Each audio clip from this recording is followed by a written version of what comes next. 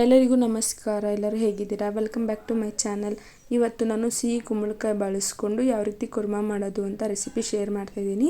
ಈ ಕುರ್ಮಾ ಚಪಾತಿ ಜೊತೆ ಅಂತೂ ತುಂಬ ಸೂಪರಾಗಿರುತ್ತೆ. ನಾನಿಲ್ಲಿ ಒಂದು ಗ್ಯಾಸ್ ಮೇಲೆ ಒಂದು ಪಾತ್ರೆ ಇಟ್ಕೊಂಡು 3-4 ಟೀ ಸ್ಪೂನ್ ಆಗೋಷ್ಟು ಎಣ್ಣೆ ಸೇರಿಸ್ಕೊಳ್ತಾ ಇದ್ದೀನಿ. ನೀವೇನೋ ಜಾಸ್ತಿ ಮಾಡ್ಕೊಳ್ಬೋದು. ಎಣ್ಣೆ ಸ್ವಲ್ಪ ಬಿಸಿ ಆದಮೇಲೆ 1/4 ಸ್ಪೂನ್ ಆಗೋಷ್ಟು ಸಾಸಿವೆ ಹಾಕ್ಕೊಳ್ತಾ ಇದ್ದೀನಿ. ಗ್ಯಾಸ್ ಫ್ಲೇಮ್ ಕಮ್ಮಿ ಇಟ್ಕೊಳ್ಳಿ, ಇಲ್ಲಾಂದರೆ ಇದಾಗೋ ಚಾನ್ಸಸ್ ಇರುತ್ತೆ. ಈಗ ಕರ್ಬೇವಿನ ಸೊಪ್ಪು ಹಾಕ್ಕೊಂಡೆ.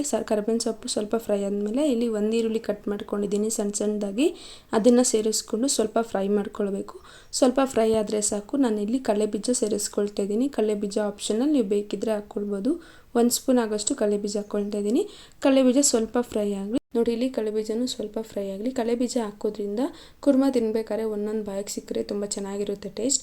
ಈರುಳ್ಳಿ ಮತ್ತು ಕಡಲೆಬೀಜ ಸ್ವಲ್ಪ ಫ್ರೈ ಆದಮೇಲೆ ಇಲ್ಲಿ ನಾನು 1 kg ಕುಂಬಳಕಾಯಲ್ಲಿ ಅರ್ಧ ಭಾಗದಷ್ಟು ತೊಗೊಂಡು ಒಳಗಡೆ ಬೀಜ ಎಲ್ಲ ತೆಗೆದು ಈ ರೀತಿ ಸಣ್ಣದಾಗಿ ಕಟ್ ಮಾಡ್ಕೊಂಡಿದ್ದೀನಿ.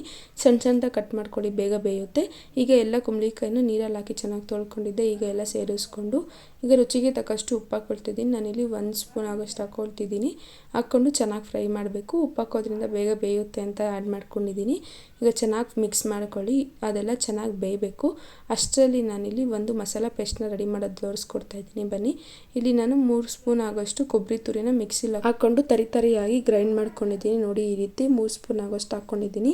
ಈಗ ಇದಕ್ಕೆ 8-10 ಒಣಮೆಣಸಿನ್ಕಾಯಿ ಹಾಕ್ಕೊಂಡಿದ್ದೀನಿ. ನಾವು ಸಿಹಿ ಕುಂಬಳಕಾಯಿ ಬಳಸಿ ಮಾಡ್ತಿರೋದ್ರಿಂದ ಖಾರ ಸ್ವಲ್ಪ ಜಾಸ್ತಿ ಇರಬೇಕು. ಗ್ರೈಂಡ್ ಮಾಡ್ಕೊಂಡೊಳಗಡೆ ನೋಡಿ, ಇಲ್ಲಿ ಚೆನ್ನಾಗಿ ಬೆಂದಿದೆ. ಒಂದು ತೊಗೊಂಡು ಟೆಸ್ಟ್ ಮಾಡಿ ನೋಡಿ. ಎತ್ಕೊಂಡು ಅದು ಮೆತ್ತಗಾಗಬೇಕು. ನೋಡಿ, ಈ ರೀತಿ. Pumpkin is A good source of vitamin A, C, E. Vitamin A ಇರೋದ್ರಿಂದ ಹೈ ಹೆಲ್ತ್ ತುಂಬ ಚೆನ್ನಾಗಿರುತ್ತೆ ಮತ್ತು ಇಮ್ಯುನಿಟಿ ಸಿಸ್ಟಮ್ ಕೂಡ ತುಂಬ ಚೆನ್ನಾಗಿರುತ್ತೆ. ನಾನಿಲ್ಲಿ 3 ಸ್ಪೂನ್ ಆಗೋಷ್ಟು ಧನಿಯಾ ಪುಡಿನ ಹಾಕ್ಕೊಳ್ತಾ ಇದ್ದೀನಿ. ನೀವು ಬೇಕಿದ್ರೆ ಚಕ್ಕೆ ಲವಂಗ ಪುಡಿ ಸಹ ಸೇರಿಸ್ಕೊಳ್ಬೋದು.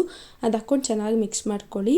ಇದು ಲೋ ಕ್ಯಾಲರೀಸ್ ಆಗಿರೋದ್ರಿಂದ ಯಾರು ಬೇಕಾದರೂ ತಿನ್ಬೋದು. ಮತ್ತು ಇಲ್ಲಿ ತುಂಬ ಫೈಬರ್ ಇರುತ್ತೆ ಇದರಲ್ಲಿ. ನೋಡಿ, ಅದೆಲ್ಲ ಮಿಕ್ಸ್ ಮಾಡ್ಕೊಂಡಿದ್ದಾದಮೇಲೆ ಇಲ್ಲಿ ಪೇಸ್ಟ್ ಇತ್ತಲ್ಲ, ಅದನ್ನು ಹಾಕ್ಕೊಂಡು ಚೆನ್ನಾಗಿ ಮಿಕ್ಸ್ ಮಾಡ್ಕೊಳ್ಬೇಕು. ಅದರಲ್ಲಿರೋ ಹಸಿ ವಾಸನೆ ಹೋಗಬೇಕು. ನಿಮ್ಗೆ ಎಷ್ಟು ಬೇಕೋ ಅಷ್ಟು ನೀರನ್ನ ಅಡ್ಜಸ್ಟ್ ಮಾಡ್ಕೊಂಡು ಹಾಕ್ಕೊಳ್ಳಿ. ಕುಂಬಳಕಾಯಿ ತಿನ್ನೋದ್ರಿಂದ ಹೆಲ್ದಿ ಡೈಜೆಷನ್ ಆಗುತ್ತೆ. ಯಾವುದೇ ರೀತಿ ಡೈಜೆಷನ್ಗೆ ಪ್ರಾಬ್ಲಮ್ ಆಗಲ್ಲ. ಮತ್ತು ವೆಯ್ಟ್ ಲಾಸ್ ಮಾಡ್ತಿರೋರು ಸಹ ಕುಂಬಳಕಾಯಿನ ತಿನ್ಬೋದು. ಯಾಕಂದರೆ ಇದರಲ್ಲಿ ಫೈಬರ್ ಇದೆ ಆ್ಯಂಡ್ ಆಲ್ಸೋ ಕ್ಯಾಲರೀಸ್ ಸಹ ಕಮ್ಮಿ ಇರೋದ್ರಿಂದ ಎಲ್ಲರೂ ತಿನ್ಬೋದು. ಇಷ್ಟೆಲ್ಲ ಬೆನಿಫಿಟ್ಸ್ ಇರೋ ಕುಂಬಳಕಾಯಿನ ಯಾಕೆ ತಿನ್ನಬಾರ್ದು? ನೆಕ್ಸ್ಟ್ ಟೈಮ್ ನಿಮ್ಮ ಮನೇಲಿ ಕುಂಬಳಕಾಯಿ ತಂದರೆ ಈ ಕುರ್ಮಾನ ಮಿಸ್ ಮಾಡದೆ ಟ್ರೈ ಮಾಡಿ. ನೋಡಿ, ಇದು ಚಪಾತಿಗಂತೂ ತುಂಬ ಸೂಪರಾಗಿರುತ್ತೆ. ತುಂಬ ಜನ ವೀಡಿಯೋಸ್ ನೋಡ್ತೀರಾ, ಯಾರೂ ನಮ್ಮ ಚಾನಲ್ನ ಸಬ್ಸ್ಕ್ರೈಬ್ ಮಾಡ್ಕೊಳ್ತಿಲ್ಲ. ಪ್ಲೀಸ್ ನಮ್ಮ ಚಾನಲ್ನ ಸಬ್ಸ್ಕ್ರೈಬ್ ಮಾಡ್ಕೊಳ್ಳಿ, ಸಪೋರ್ಟ್ ಮಾಡಿ. ಬಾಯ್.